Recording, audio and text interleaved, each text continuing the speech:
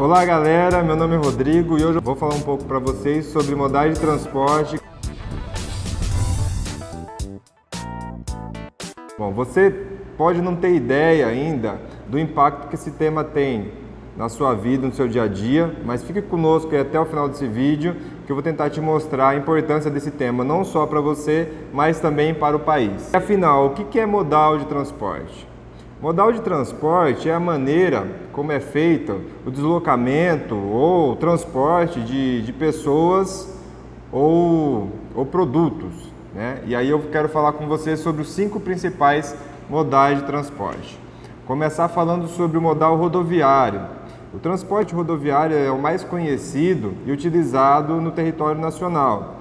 Esse modal de transporte permite criar rotas mais flexíveis e viabiliza a entrega de diversos tipos de produto, né? É mais conhecido como entrega porta a porta. O modal ferroviário é o transporte por meio de ferrovias. É uma opção de modal de transporte bastante adequada para cargas de grandes volumes. Temos ainda também o modal aéreo. A principal característica desse modal de transporte é a agilidade e a facilidade em percorrer longas distâncias, seja no território nacional ou no território internacional. Ele é utilizado para produtos de alto valor agregado e produtos com urgência de entrega, até por ser um frete mais caro. Temos também ainda o modal aquaviário, que é o transporte através de oceanos, rios e lagos navegáveis. Nesse modal é possível transportar grandes volumes a longas distâncias. É um modal muito utilizado para transporte de mercadoria entre continentes. E por último, não menos importante, o modal dutoviário, que é o transporte através de dutos, sejam eles subterrâneos, submersos ou aparentes. Quando você se desloca de Santos, quando você sobe a serra ou quando você desce a serra para Santos, para o litoral, é possível enxergar na encosta das serras alguns dutos, né? Esse é um exemplo de dutos aparentes. E esse transporte é possível basicamente pelo controle de pressão que é inserido, né?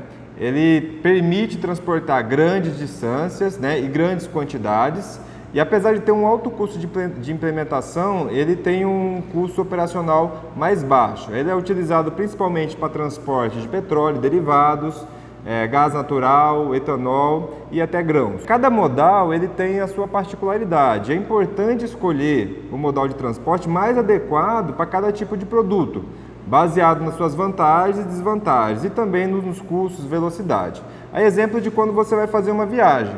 Você vai escolher a forma como você vai se deslocar, seja por avião, por trem, por navio, por ônibus, né?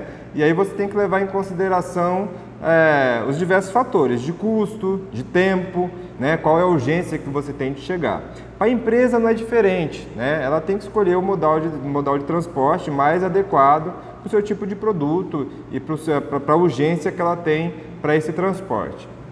Isso porque a logística ela representa aí um dos maiores componentes de custo dentro das empresas. Estima-se ainda que o transporte dentro do custo logístico corresponde aí a aproximadamente 60%, né? Mas como que é a estrutura logística no país, né? As empresas hoje elas conseguem escolher o melhor modal, o melhor tipo de transporte para a sua mercadoria, né? Hoje a situação que nós temos no país é um desequilíbrio. A matriz de transporte, entenda a matriz de transporte aí como a estrutura que você tem dentro desses tipos de modais, né? Qual que é o percentual, quanto que o país consegue usar de um tipo de modal ou de outro, qual que é a estrutura que ele tem para usar esses modais.